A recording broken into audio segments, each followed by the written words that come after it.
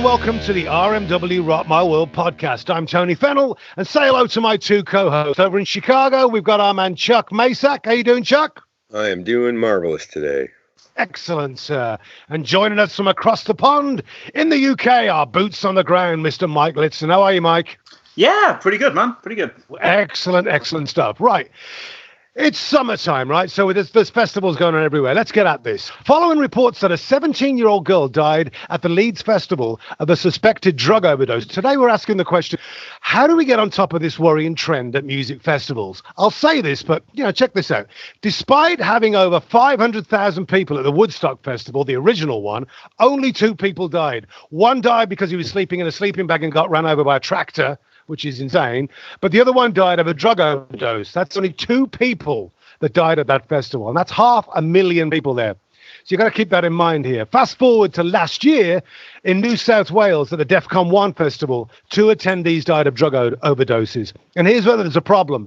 The inquest revealed that the ratio of on-site doctors at that festival was 1 doctor for every 15,000 people. That's 2 doctors serving 30,000 people at a festival, which is crazy at any big event. But at a festival where there's more than people are going to dabble with some form of drug is pretty nuts. Let's face it, recreational drugs at music festivals is big business. And let's not forget that many of those thousands of people that attend these events are teenagers. Chuck, what's your take on this, mate? Drugs have been in concerts forever. I mean, I think the level of it now, I'm not a drug user anymore. Times have changed, and the stuff is pretty extreme that kids are doing now compared to, smoking a joint at a concert or whatever. Yeah, it's a full-time business, right?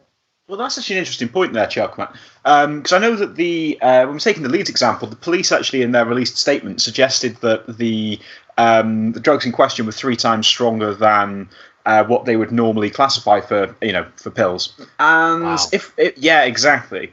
And if we're moving in that direction, well, I mean, drugs are always moving in that direction, man. You guys must remember in the early noughties when they were telling us, oh, the weed is so much stronger now, and than it was in the 70s. It's not the same thing, and it's well, that's just kind of the natural progression, right? And again, I'm same boat as Chuck. I'm sort of past that point in my life, and it would just be a bit weird at this point, to be let's go drop a load of pills and go to a rave. It'd just be what are you doing? You're the creepy old guy in the room, So it's no one wants to be doing that. But yeah, they're going to be there. They're getting stronger. We need to look at testing. Well, they are getting stronger because, there's a guy that Chuck and I, in fact, you know him, Mike. I won't mention names, but he's been known for smoking pot basically all of his life on the music scene. I've been with him, and he's had somebody hand over a joint, and he has taken 2 hits and looked at me like he's about to lose his mind. And this is a guy who would wake and bake. It's so strong. The new strands. I've never been a pot smoker, so I can only gauge it by him. And he could smoke all day. I'd watch people around him falling like they were at war. It was like they were being shot one by one by snipers, and he'd be stood there going, "What's going on?" But nowadays I watch him, and he'll take a drag, and he's like, "I'm out. I am out." That'll tell you the strength of this stuff. Yeah, and like I said, pills have just gone through the same progression. But the thing is, we look at a lot of places in Europe and stuff, and they've gone and put testing stations in nightclubs, Yes. And the thing is, people are going to do this stuff. How are you going to keep them safe? If we're going to treat them really like criminals and have everybody terrified and not enough doctors, there's going to be deaths. Yeah. Well, because now it's pills too. Yes, it's different. It's not everybody just smoking a joint of even, the new strain of med weed that's super strong or whatever. It's just the pills. And I read an article a couple of years ago about, Molly and all these drugs that people are doing that they're just cut with just crazy shit and they just don't know what they're taking. And I think that's whether it's a strong drug of what they know they're taking, or the thing is cut with whatever. I don't even know what they cut stuff with, and people are dying. People feel the need to have to be fucked up to go to a show. Yeah. Well, that's festivals now, isn't it, though? Exactly. It kind of came hand in hand. I mean, even the original. I keep going back to the original Woodstock Festival. They had all those chill out tents, and it was already it was predestined that everybody was going to turn up there and get completely screwed up by LSD or whatever it was. It was just that was the time, and you didn't have cops waiting there going, "That guy's high, take him. That guy's high, take him." There were guys literally just selling everywhere. They had the tents that you could go into if you were starting to lose it a little bit. You could go in there, and there would be people who basically were taking the same drugs but stayed clean that day so they could help people out. It was it was very well taken care of with regards to the drug taking. Now you can see the kids; they're terrified. You know, because the one thing you don't want is that mark on your record where you were brought in, hammered, and the police caught you for doing drugs at a festival. There has to be some of that goes on. So, having testing stations is a great idea. You know, you plunk a pill in a test tube, and we see how strong it is. But what's stopping the dealer from selling 50 times stronger versions of that? Well, how does the testing thing work? Well, I believe the testing stations make sure that they're not cut with anything dangerous or overly strong. How do the people? I mean, how do they deal with? Are they just turning their head on the drug thing? It's interesting. Yeah, so, I mean, basically, if you take your stuff to the testing station, it's basically like there's an amnesty while you're there. And obviously, you know, like if the police were going to be waiting there, then no one would use them, so they kind of just don't go near that area. And I think, you know, that's a sensible way of going about it. But, I mean, just to be honest, the large police presence and the large security presence, you know, revolving around drugs in general is a bit worrying because, like you said, you know, people are terrified. If you see someone having an overdose, are you going to try and get help, or are you just going to do one? No. Especially if you're high. Way because you don't want to get involved. Especially if you're high. Exactly.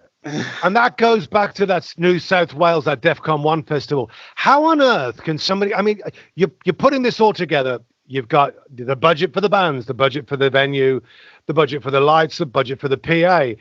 You've got two doctors, taking care of 30,000 people. And we all know that those events, there's going to be drugs. There's no way around it. There's going to be drugs unless you're going to the drug-free festival, which I don't know that one. That number is crazy. Even to take drugs out of the equation, people getting the size of the event. Yeah, the size of the event, man. I mean, people overheating up, and you know there's just normal things that happen at concerts that I can't believe they have two doctors. 30,000 people.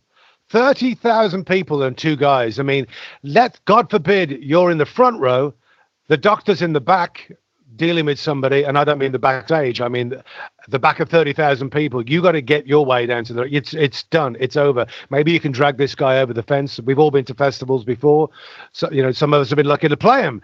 But you know how crazy that can be when you're crammed at the front. And you're right, Chuck. Just the fact that people get sick at these festivals, there has to be some kind of mandate where there has to be a certain amount of doctors. Maybe this was the catalyst for that. But when I saw those numbers, I absolutely freaked out. I mean, I've got a young daughter now that wants to start going to these events, and that is not healthy. I mean, what was it, Leeds? When the girl, the 17-year-old died, and then one other person died from just normal. I don't think they really said what he died. It wasn't a drug overdose. So, you know, people just whatever. And God forbid something happens where there's a stampede, you know, people trying to get out or whatever. When I was there, a guy managed to blow his own tent up by leaving his camping stove on for while trying to light it inside the tent. I know, right? It was one campsite over to me, and this is going back, you know, more than a decade now. And apparently the guy just comes running out of the tent, screaming, zigzagging, and goes straight into a tree. A couple of buddies of mine were literally two tents over. And everyone was just... And this is the other thing you've got to remember about festivals. Everyone's drunk and high. People's first reaction wasn't actually to help. It was to laugh. And then to... Yeah, get their phone out and videotape it or whatever. I think we were... Yeah, exactly. This is inherently the other problem, right? So you're going to need more medical staff. Because... You can't expect a load of drunk, high teenagers to be responsible, even if they weren't scared. No, and remember, the drug dealers, getting back to those guys, these are the big events. selling on the street or selling on Saturday, Sunday night, or Friday nights. Yeah, you can make a bit of cash, but you've got a guaranteed clientele of 20 to 30,000 people stuck in one place that want to get screwed up, that want to get messed up. There's your audience. You know what I mean? So knowing that, taking that into consideration, and I hate to harp on that, but having only two medical staff there to deal with this kind of crowd is just obscene. They've really got to start putting some legislation in place to circumvent that. Here's the question: is I don't hear so much about not that there's that many festivals in America. It seems like there's mostly rock, and then there's the dance ones. But I definitely hear about ODs and stuff, but it doesn't seem to be as big of a deal here. Is this more of a European thing? I tell you what, it's funny you should say that, Chuck, because you could look at Coachella. That is hedonism at its utmost. I don't hear about deaths at Coachella. It's really weird. I remember hearing about that. No, and it is, that is a place where you go to get completely screwed up, burn yourself on fire, with wearing fishnet stockings and a bullet in your head. It is as crazy as you can possibly get, but they've got the drug thing under control. Mike, is it inherent in the UK that are people just terrified of the cops? Well, dude, I've never been to a festival where there hasn't been drugs, but I definitely think that there's a bit more of a fear around it than there used to be. You have to remember that we made cannabis a Class B a few years, in my lifetime, and technically Class B is meant to carry a mandatory prison sentence for possession. Now, the fact that they kind of backed down a little bit on that, it's really not surprising that people are a bit more wary. Yeah, we're ridiculously strict. We're considered, most of the Europeans think we're daft, with how strict our laws technically are around it all. Are they loosening since, even with North America, with legalization of pot in so many states? They're trying to make ours stricter. Oh, really? Yeah. Conservative Party, man. They're always like that, aren't they? You guys have the Republicans. They tend to be a bit harder on drugs as well, right? Well, but you've also got all the because of the Eastern Europeans, a lot of cocaine is coming into the UK, and I read about this a lot, and it is a big problem because it's so cheap in the UK because it's coming in en masse. So you've got festivals where, and again, it's back to that testing. Are you buying blow or are you buying something laced with fentanyl? Are you buying MDMA? Or are you buying something 3 times stronger? And the problem is that when you do that testing, and this is what freaks me out a bit, and I understand why you would do it, but you're testing these drugs, and what's stopping the guy to sell you a pill that's 3 times the strength? Unless you've got this, you make him undress, take it all out, make him poop, so make sure it's not up his ass, and then you're testing it all. How will you ever know? It'll be just the drugs, and I don't know. I don't think that's the answer. I don't know what is the answer, but maybe you guys have got a better insight. I don't know. I don't think there is an answer for it. It's just they're coherent, or they go together, and since the beginning of time, and so we might as well let people test. Then we might as well have the testing stations because at the end of the day, if a testing station saves a couple of people, well, that seems sensible, and they seem to have been allowed, right? Because the thing is, there's about 7 or 8 different festivals in the UK that do have them now. Yeah. Some of the more famous ones, I guess, being like Park Life and Bestival and stuff like that, have it.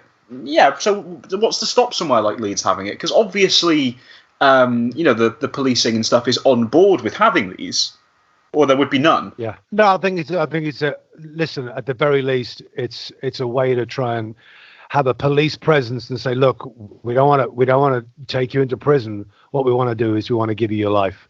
And I think that's in essence, it's a great thing to do. I'm in agreement. Just not sure how they're trying at the very least. Although speaking of festival news, though, in general, I don't suppose you guys saw that Fyre was trying to sue Blink-182. I just read that this morning. Those guys just don't give up. We thought that was dead and buried. I know, right? Not a chance. Yeah, they're not winning that, are they? Like at this point, is he still in jail? Is he still in jail? I think he is, And the thing is, don't be wrong, I think it's technically like the bankruptcy lawyers suing them or something, but it's kind of like, come on. It's the people who put the money up for the festival. Oh, so see, it's the silent investors. They want their cash back. Yeah, it's kind of like the Madoff situation. You couldn't get Madoff, but you went after everybody. You bring in the watches that he bought, you bring in the cars that he brought, and basically you're selling it off, and you hand it out as much as you possibly can with what you've been able to regain. So basically, they're going after. It was Blink-182 paid the cash to go play it. Yeah, they got $500,000 up front, and that was the guarantee for them to play. It was the deposit. So who knows what the full amount is, and they were the headliner. Wow. They're also suing a couple other people that are not returning the money. Well, I think that's because it's probably spent. Exactly. Well, and also it's a deposit, right? That's how a deposit works. They're saying the lawsuit alleges that since founder Billy McFarland was trying to defraud his investors, deposits to the artists and celebrities should be considered null and void.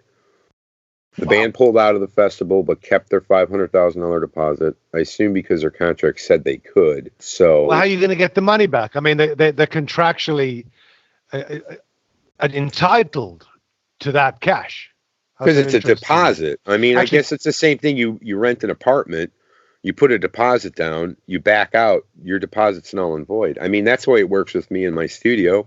If you hire me to do an album, and I give you, whatever, like a week, if within the week, if you pull out, you lose your deposit because I have to reserve that time. If it gives me a week, then I have enough time to hopefully fill that slot again. Exactly. That's the whole point of a deposit. So tough is basically how this should end, right?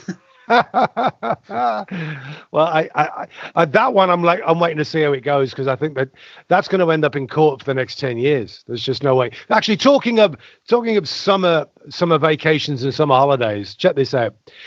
How about next summer? Because I know summer's ending, but how about next summer? The three of us sign up for a trip to Mars Island. No, and I don't mean the planet. I'm talking about a 3-night all-inclusive festival experience with 30 Seconds to Mars. Have you guys heard about this? Yeah, we're talking about Leto's little cult here, aren't we? The not a cult that is a cult in his own words, right? He's out of his mind. You know what? It sounds like Go on, Chuck. I think he's a marketing genius. I think that they're putting this on Camp Mars, and they're doing a second one. The first one was in Croatia, and now they're doing another one in Malibu. And the pricing on the tickets it's a 3-day event that you can become one with them, and I guess they're performing. It doesn't really say, but I mean the packages start at $995 and go as high as $6,500 for add-on experiences, such as messages, early entry, and tattoos were also available at additional prices. Come on, man. Wow. I think he is a marketing genius. This is nothing different than the Kiss Army 30 years ago. Dude, do I actually think it's a cult? No, of course not. But you've seen those pictures, though. It's crazy. I mean, he looks like Jesus Christ. It's like the Jim Jones, the People's Temple experiment in the late 70s. He's going to offer them Kool-Aid on the last night. They're all going to pass out and die. No, sorry, I didn't mean that. But it's actually pretty scary. I mean, and you can, if you see these pictures, which we obviously have, he has got command. Oh yeah, I'm looking at the pictures. If he says go kill, go kill. And let's be honest with you, right? I like 30 Seconds to Mars. They were one of my favourite bands as a teenager. But let's be honest, that band attracts some interesting characters, shall we say? Well, yeah, but that band what's the flow of negative comments now? They've always been big on their fan base, their fan club. I mean, what was it? This Is War album? They invited their fans into the studio to sing all the background vocals. They've always been. Jared's figured it out that a connection with his fans. That's why I say it's a Kiss Army. He's just taking the Kiss Army thing and making it modern. True, but he does have serial killer eyes, though. Let's be honest, right? He's a very good-looking man. Dude, you've seen him in Lord of War. An incredible-looking man and a really, really good actor. I'll give him that. I mean, the guy can do it. Obviously, he was an actor prior to the band, and I was like, here we go, another band, another guy from the acting school wants to be in the band. And then I heard the band and I heard him sing. I was like, are you kidding me? Absolutely off the charts. I mean, I was blown away. That those first couple of songs, I was like, what the Jesus has happened here? Fantastic. I mean, hats off to him. And I think you're right, Chuck. He's got marketing down to a T. And with those kind of prices, by the way, how many people turned up to the Croatia one? Do we know? Have we got an idea of the numbers? I don't think they have a number on that. I mean, I think they limited it. Well, there you go. Right. There's the marketing thing. One thing I will say, though, just to throw this out there, because so you remember, I think it was their first music video was for Capricorn, wasn't it? Now, keeping in mind that song is based on Dune, which is the story of a Messiah type figure. So, I'm just going to put that out there that Leto has always had a bit of a complex there. All right, you're a way bigger 30 Seconds of Mars fan than I am. I mean, I love the band. I just learned something too. Oh God, I'm going to end up on Mars Island. Yes, you are, sir. And you can tell us all about it, Mike. Maybe we should do. You could go there and we could do a long podcast. I love it. Hey, talking of festivals, I'll throw this last one in for you. What about the boys from the Foo Fighters? I mean, they killed it at Reading and Leeds. I mean, that band, they could play acoustics and you're still getting a rock show. That band could shit on buckets on stage and exactly. Well, and I'm paying for it. I promise you, I will pay to see that. Dave Grohl, and he's a nice guy, and he paid tribute to the Prodigy, Keith Flint. But big one, while he was on stage, is that he said he wanted to start a petition to get Oasis to reunite. Gotta love that guy. But then Noel Gallagher weighed in and said he wanted to get a petition going to get the Foo Fighters to break up. Come on! I mean, let's be honest. Noel Gallagher he just loves trolling, doesn't he? He is the king troll. What a twat. To be fair, as jokes go, it wasn't too bad. Do we know how many people actually signed that though? Did it even? Did it even happen? I don't think he did. I mean, he's actually, and I don't think he was doing it with, tongue in cheek.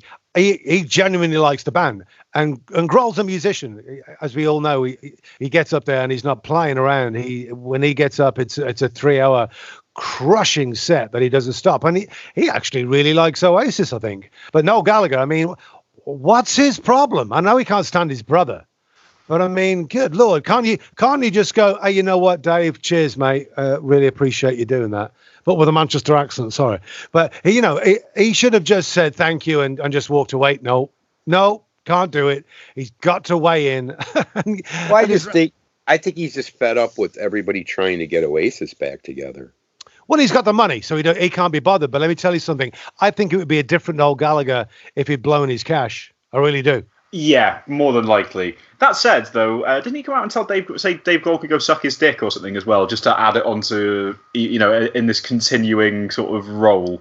Well, I don't know why he's picked a fight with Dave Grohl. I know he's the nicest guy in rock, or so everybody says. That's the weird one. Well, he loves a scrap, and I understand that. I mean, Noel Gallagher. Well, his brother's the same. It's comedy gold. I mean, these guys just have a go at each other. The quote I was telling the guys earlier on. That the quote I saw the other day, he said, like, Liam's like a man with a fork in a world of soup, which is just genius. I mean, they hate each other, and I don't see that one ever happening. But you know what? We're on this podcast and we're talking about it yet again. You see, so I'm saying maybe they got the same PR company as Jared Leto. I don't know. Well, this is the thing, isn't it? Is half of this could just be staged for a little bit of PR. To be honest, the entire Gallagher feud could be staged just for PR for all we know. They could be having a right laugh behind everyone's back. But is it to advance their careers? I mean, which you can't get any higher than they are, but their EPs and their solo records and stuff are not selling anything like an Oasis record did. No, this is true. No. I mean, Liam's new album's come out, and he has really mouthed it off because obviously his band BDI, was it BDI? Yeah, his band did nothing. Basically it barely scratched the surface. So he decided he's going to go solo. And even when he just released his documentary, what's interesting is him and his brother are going at it on social non-stop. I mean, all the time. Liam's even had a go at Noel's kids and his wife, which is just out of control. And then he calls up Noel via his management company and goes, any possibility I can use a couple of songs in my new documentary? What? Well, this is what I'm saying, right? I honestly, I believe that they probably aren't the biggest fans of each other, but the second that they want a bit of free publicity, all they got to do is have a spat on Twitter, right? It's like, it's some of that has to be controlled, Like, let me put it this way, if I was in charge of their PR and say, let's say I'm in charge of Liam's PR, he's got a new EP coming out, I'm going to say, do you mind just calling Noel a cunt for a couple, just to start something off the week beforehand?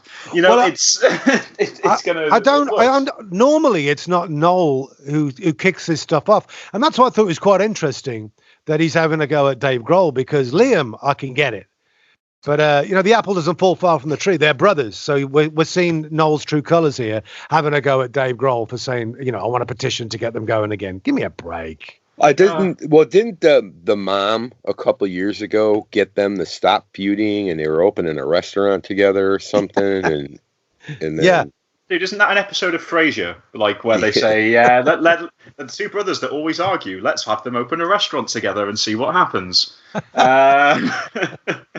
So maybe that was predictively doomed to failure. Well, I would hope that Oasis gets together at some point in time, but I can't see it happening in the next. Well, isn't Noel on tour right now? He's touring with the High Flying Birds for the new Black Star EP or Black Star Dancing EP.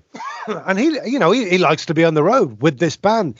I think the thought of him going back out with Liam and going through the same old crap that they go through constantly, time in, time out. It would be 3 gigs, and then we'd be. To be honest with you, I think next time around people are just going to laugh at it, and it'll be like, it doesn't matter. I think the only thing they could do is Leeds or Reading, headline or Nebworth, and that's it. One show, we got back together, we're done. Yep. With Zeppelin open up for them, right? Yeah. All right, well, listen, thanks for listening today, people out there.